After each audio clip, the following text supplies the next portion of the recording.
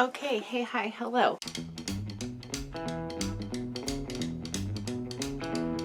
So here's the thing. This whole video started out as me wanting to share the differences, for me at least, between prepping and working a nerdy event like a convention or free comic book day was the specific event I was doing, versus an art market, a craft fair, that type of thing, because it is different vibes and some people get confused about different things at either place. And I switch up what I bring with me, maybe like 20-25%, depending on what's happening. Also, like how much space I'm allotted. If there's no room either side of my table, I can't have my garment rack with me. Also, we are retiring my garment rack. I have goosebumps thinking about the space I am looking at. I'm going to show you in a moment, and you can see just how much work I did in here this past week. I was able to get rid of my falling apart fabric storage bins that were in that like white stand thing. I still have it, but I'm going to break it down. And then if any of the fabric's usable, cool. Garment rack, same thing. We're gonna take some things apart. It's going to be very satisfying. The big update is talking about the industrial machine and how the lead up to that was me having complete meltdowns multiple times throughout the week. And then Bert had some health stuff going on that ruined me. He's okay. He's totally fine now. But like his tail stopped working. It wasn't broken, but he just like couldn't wag and couldn't move it out of the way so he could go to the bathroom. It was hellish, but he's fine. Full recovery. His wagging capacity is at 100%. But there's just so much stress from that specific week. And then I worked Free Comic Book Day, and then I went to a concert, and I haven't been to a fucking concert in literal years, like since summer 2019. I also had a Burt themed event that I did at the brewery that was also very people heavy, and it was too much. And then I shut down all of last week. So we are into the following week. It's what, the 16th of May or something. And I don't think I showed any of the getting ready for the market I did in between Free Comic Book Day and now, but here's the table setup I did. Basically the same as last time, but there are some tweaks. I have a new jewelry stand that I really like. One of the things that I do for a Free Comic Book Day type event slash I'll be doing for Granite Con is mystery bags. I had some when I first started doing events, but I would bring them to like all of the events, right? But then it was the very helpful advice from Carrie. I'm just never going to pronounce it right. I'm sorry. Invisible Goddess Creations. I will tag her channel below so you can go check her out. But hugely helpful advice with all of the business things and just being a creative person in the world. But she had said like specifically nerdy events, that's the time to do mystery bags. So I just have those on reserve for those moments. And I don't bring any of that to art markets, craft fairs, that type of stuff. But then I have a bunch of garments that are not nerd specific. You know, I do have some nerd specific garments. Like I am selling my Howl's Moving Castle cardigan because it was just sitting in my closet. I put it on for the photos I took in the like little clips the day I finished it, but I haven't touched it since. So I want it to get a proper home, and I am not giving that to it, so it can move on somewhere else. Also, I'm very proud of the workmanship on that, and I know someone's gonna get really excited about it. I just need to find the right person, you know? Anyway, I have a lot of just fashion garments that are things I would absolutely wear, and listen, here's the thing. If they don't sell, they're just going into my closet, which I think is a good approach to take, is like, if this is stuff I kind of have a hard time parting with, even if it's not in my size, that's indicative of like, well, if I want this, probably someone else that likes my aesthetic in general will also like this. So I don't bring those garments to the events that are nerd specific because it just doesn't seem like the audience for it. Though I'm doing a multiple day convention in September. It's Friday to Sunday. If I have nothing left on my garment rack, which how cool would that be if everything else sold out, I would fill that space with regular garments and normie clothes, though they're still not. They're kind of spooky bitch territory, or just like a rainbow threw up on you. And then yeah, the only other thing I've been doing since, other than continuing to fight allergies for like the 7th week in a row, I've taken so many COVID tests, and thankfully it is not that. But my dudes, my eyes have been in hell for months now. So other than dealing with that and wanting to die, I have been putting stuff in my Etsy shop, which, as everyone knows, is the fucking pits. I hate just about every part of it. I am having more fun with posting about it though, and like taking the photos and just taking little snippets where the most frustrating thing, other than it is soul sucking making the Etsy listings and everything, but you got to get them out there somehow, right? It's the social media posting and just like the grind of that. And I'm trying to tell myself to be patient because I used my business Instagram, Sewn Yard Studios, for a while. You're welcome to follow me there, but no pressure, because I post about like shop updates and like items that I am selling. And I try to do nice photography. I do put a lot of time into it and like taking little videos and posting sounds on it and just trying to come up with like cute quippy things and use like fun audios that I save when I am scrolling through Instagram for too long. That, and then same thing with like TikTok. I'm trying, but this current swing of it, do get frustrated when like the things aren't taking off. I thought I'd like have an increase in something before now. Any kind of activity, just people seeing it, people engaging with it, people favoriting the shop, people favoriting the listings. I thought the extra effort I've been putting in would go a little further, but it's almost like less people are seeing it the more I post. But every day is different. Not all days are created equal as far as like social media engagement, and that's part of it. Like, I'm not a marketing expert and I need to give it time and I need to be patient with myself. I'm trying to fight that feeling of like, well, it didn't work right away, so you're a failure. That's not how this works.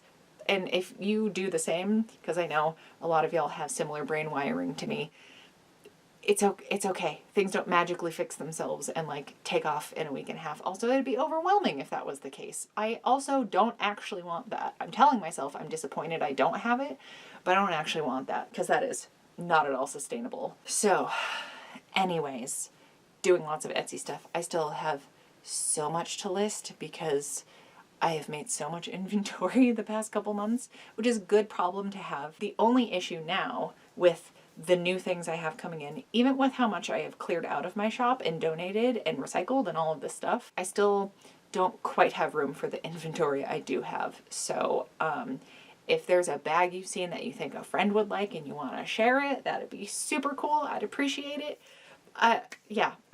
Y'all give me so much support in so many ways that I don't want to like harp on buy my shit. Anyways, back to whatever else I was saying. What was I saying? Honestly, I don't know. So I'm just gonna show you the fun bits that maybe you've been waiting for. At least for now. I will show you the space it's gonna take up and some of the other changes. And you can help me break down my old garment rack and bring the new one in. I do have to clean it because it's a little grimy. Thankfully, I got it for free, as well as the other display rack, because the uniform store I work at is closing. So I have access to a lot of stuff that I would normally have to pay a lot of money for, because I've been on the hunt for this kind of stuff for a long time, and garment racks, nice quality garment racks, are not cheap. And then the like floor stand display racks are less cheap somehow, even though they're stationary and not on wheels. Thankful for what I have, and let's get to it.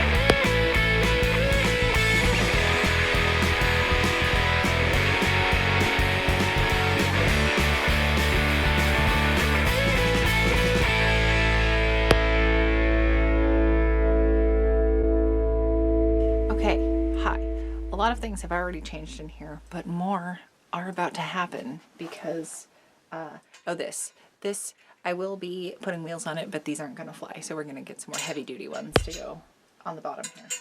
So that's good. But I have this, whatever we're going to call this storage unit, back here, and it's going to need to get moved, which is not the end of the world.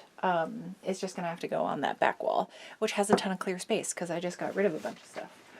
But my industrial is here, and I finally was able to get proper measurements off of it, and I'm not going to like it right in the entryway. I had opened up this space for the machine, and it'll technically fit, but like it's dark over here. And a way, like, I can see myself not wanting to use it as much being over here. This is the corner y'all usually see, and then it continues onto this table here.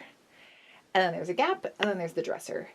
So here, there is enough room to fit this low, long table down and put my industrial in between my corner desk that I'm usually filming in front of and this other table that's going to get moved down. And I can probably adjust everything to be at the same height, which wouldn't be the worst thing. Although my industrial's sitting up a little higher, I would not be mad about. But I gotta see how everything's feeling. But I'm gonna have to clear all of that off. Bert wants to help. You're just gonna try to steal stuff, aren't you? And try to eat things that aren't food. No stinky kisses.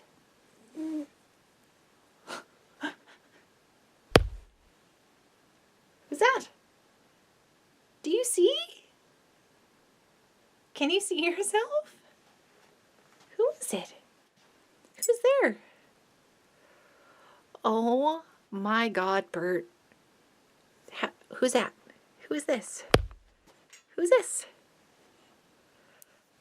Man, he somehow got cuter. I was hoping to just sit and edit this week's video, but it doesn't look like that's gonna happen right now, which is fine. It's not a huge deal.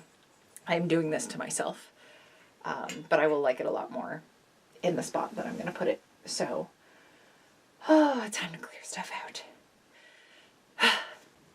Are you ready?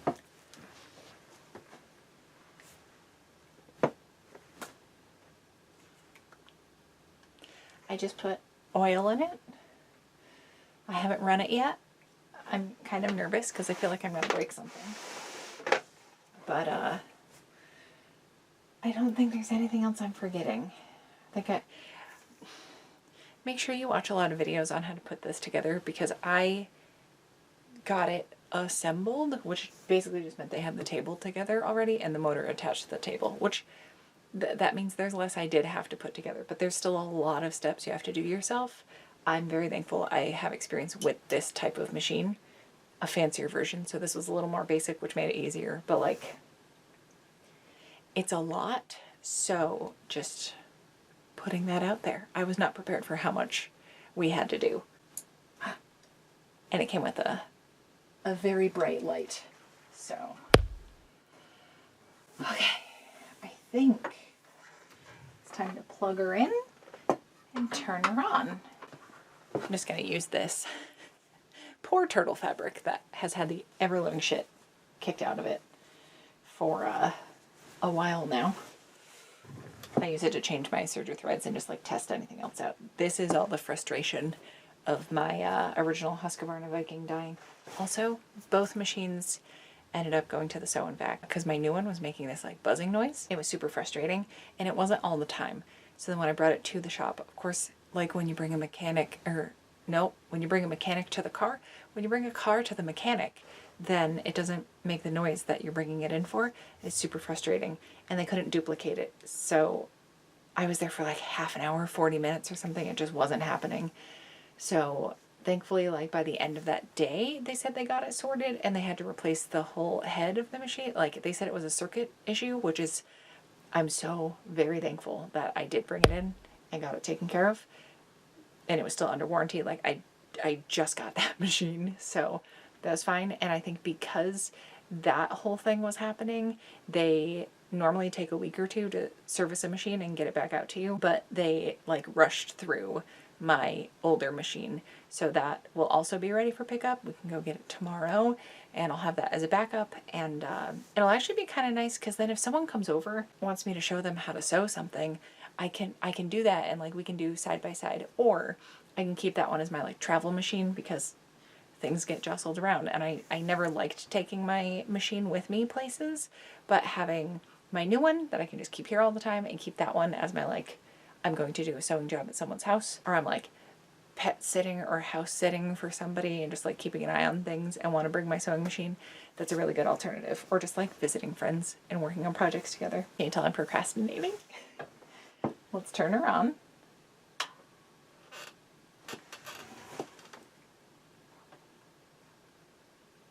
Is that... I don't remember if it's supposed to make a noise when it starts up. It's a servo motor, which is supposed to be quieter, but I don't know how quiet. So I am very nervous. I did install the knee lift. I generally hate them, but also like I'm sure I will get in the habit of using it because this is kind of an annoying knob back here. The one I used was the DDL 8700-7, so it had a lot more bells and whistles when I was at the costume shop. This is just the 8700 flat out, because there's a A, which is a lightweight machine, or L is a lightweight machine, and then H is the heavy duty machine, and then 7 is like the fancy one. So I actually was able to lift the presser foot. Oh, I was hoping maybe there'd be like a magical moment and it would just do it, but I was able to lift the presser foot with the foot pedal, and it was glorious, but that's okay. It was not worth twice the cost of this to have that one feature, so I'll survive, and I'm sure I'll just get used to the knee lift. It'll be fine. Okay. Oh, I'm nervous. Oh, something is hitting something that it shouldn't be.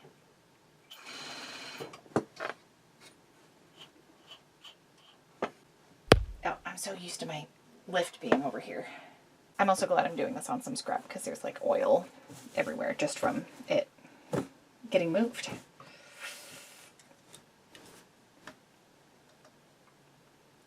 I feel like that's a good position for it. Eee! Except I'm hitting things.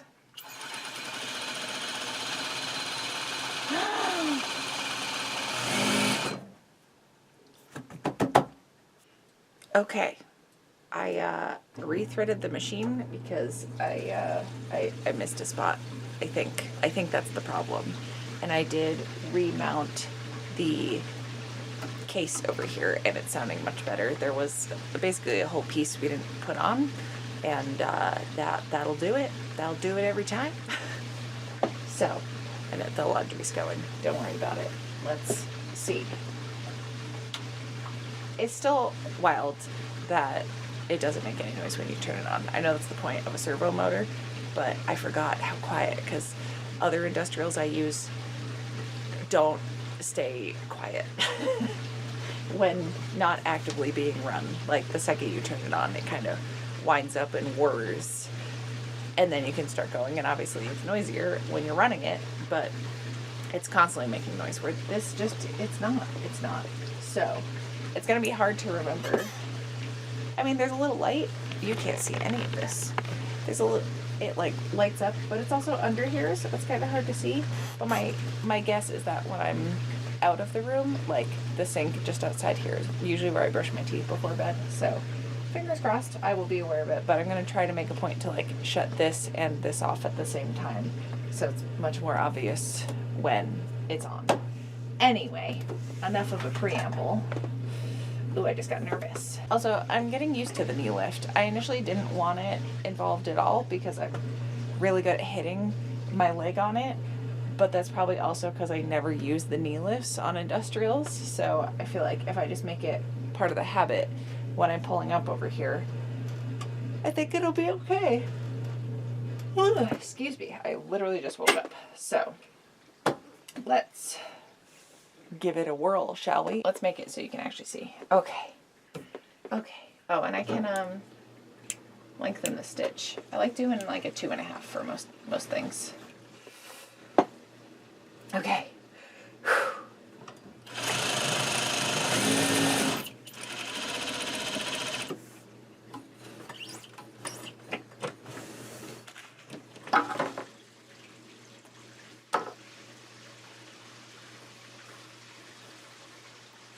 Oh, it's perfect. Oh, it's perfect. I know it's probably hard to see, but this line I just did right here. Top side's looking real good. Underside, this line, also looking real good. Nothing's pulling either side. The thread's not really like showing through on the top side. I think that looks great. I think that looks really great. We did it. We did it. So, I feel like this is a good stopping point for this vlog, because you know the thing with just doing it on a random time frame is I never know when to end it. But I feel like this is a story that's come full circle. I did bring my other machines to the repair shop, so those are ready to get picked up in about an hour. So that will have everything reset here, and so I have my old Husqvarna Viking as backup machine, and then my new one will be my other machine here. So like, I'm planning to use this a lot. I need to order a zipper foot. It's a narrow-ish foot anyway, so I think I could probably make the bags that I am making pretty easily, but I also want to like quilt some panels and just work on some other things. I have 2 weeks until my next market. It's a big one. It's an outdoor one. And then I have an even bigger one the following weekend. So I have plenty to make, so that this is here at a good time.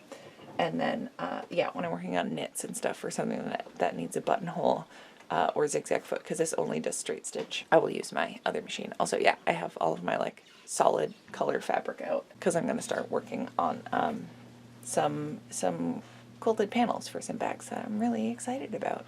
I just realized I don't think I showed y'all the final layout of everything. So this got moved.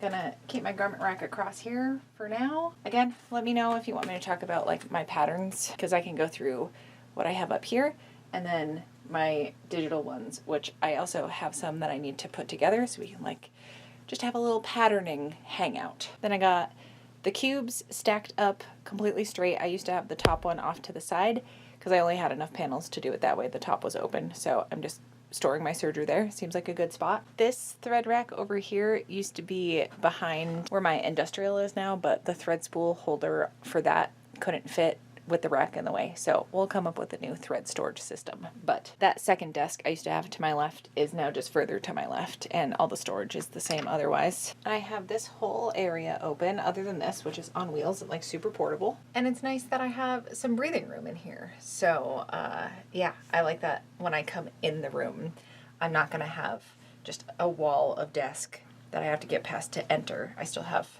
open space. I still have open space.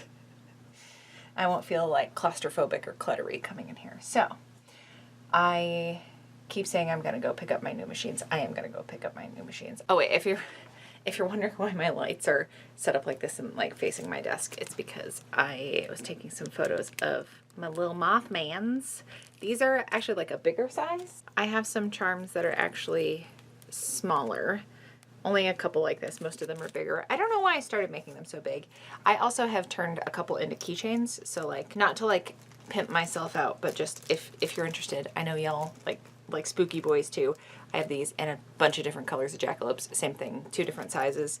I will photograph the colors by the time this video is out, so help me. But that's what I'm going to be working on once I'm back from getting my machines. But I'm gonna take Bird out, go do that. Okay.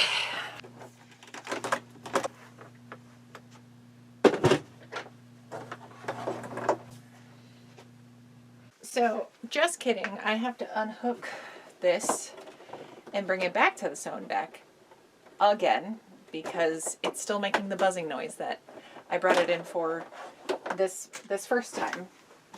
So, they did say, rather than keep doing this back and forth and trying to like, is it solved, is it not solved, that whole song and dance, I asked about exchanging it, and they said, absolutely. They've been really great, all things considered, you know. Obviously, it's not their fault the machine hasn't been working. It came that way, out of the box. I could probably wrap that a little nicer. There's part of me that hates how, like, I feel like I'm being really entitled, but also I did pay for a brand new machine that is immediately not working. I don't think it's unreasonable of me to be like, hey, you can have this one back. Thanks. There's not little burnt hairs all over it. Because I've honestly been afraid to run it because it keeps kicking on with that noise. So it's not anything extreme, but it's enough. And I don't want it to cause bigger problems down the road because these are not cheap. So off I go to the sew and back to swap this out for another one. I'm already tired. All right, off we go. Hopefully this is the last you'll see of it, but either I'm just gonna be super happy once I'm back and just ready to go, plug it in, make sure it's not doing anything weird, or I'm going to be the angriest human that has ever humaned. I don't like being angry. I don't like me when I'm angry. Okay, I'm back. I'm genuinely very nervous about turning this on and the same thing happening. It's new, brand new machine. Even newer than the other new one. New, if you will. Okay. Please don't be broken. Please, please, please don't be broken. I would love it if you weren't broken. I'm so nervous.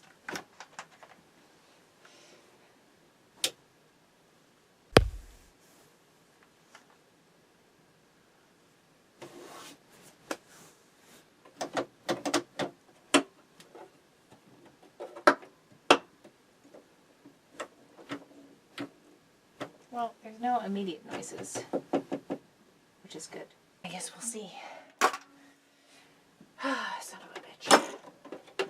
Alright. I gotta get these up the back.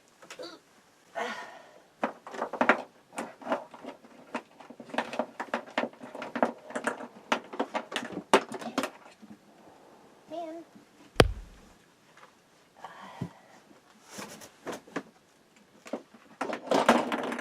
No! Okay. I used it a little bit. Seems okay. Also tested out the old machine that got repaired. Also seems okay. Then the industrial I did actually sew with last night and it was glorious. I'm so excited. Everything's gonna be okay. They did also lose one of my specialty feet that I bought for this machine and like had on there when it went in. But they are mailing me a new one, so I don't have to drive 45 minutes each way again for a 5th time in 10 days. So I'm tired. Back to whatever else I was doing. Okay, I think I'm gonna end it there. Also, I didn't realize I had a sunburn, but y'all probably saw it yesterday when I was working on the machine because I did an outdoor event and I didn't realize how much sun my back was getting. I get some coffee, some water, eat something. Yeah, funny, I went from 1 to 3 sewing machines this month, which is bonkers. It's bonkers. But feeling very, very lucky that I was able to get this, and I had help from my partner getting it installed because I wouldn't have been able to do it without him. So appreciative of that and excited for the new chapter of my sewing journey. And listen, y'all know this already, but the only reason I was able to put money towards this and like invest in it and not be absolutely devastated by the bit of debt I am in now is because of everybody over on Patreon, because they are literally making like a dream come true that I never thought I'd be able to accomplish. This has been something I've been wanting for half a decade. I hope you know how much that means to me, so thank you so much. And to everybody that's placed Etsy orders, that's also been huge, obviously. I know I posted about a bunch of stuff last month, so I'm still adding new listings. And also for those of you that haven't paid me, I appreciate your company as well.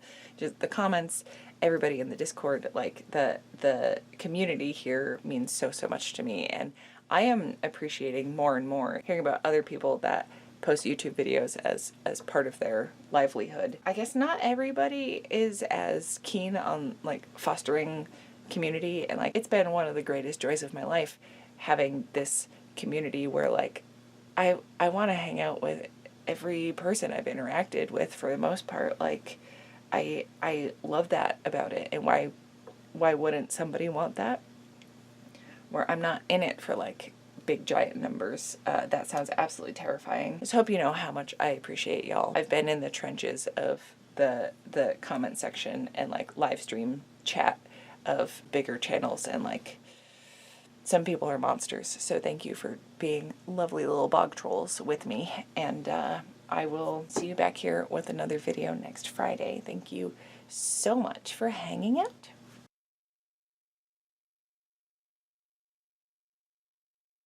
LOL. Oops, there's a whole piece I forgot to add back on. My bad. I swear I'm a professional. Are you kidding me? Son of a bitch. What the fuck are you doing? Did you break your new machine? No. I just knocked a bunch of stuff over.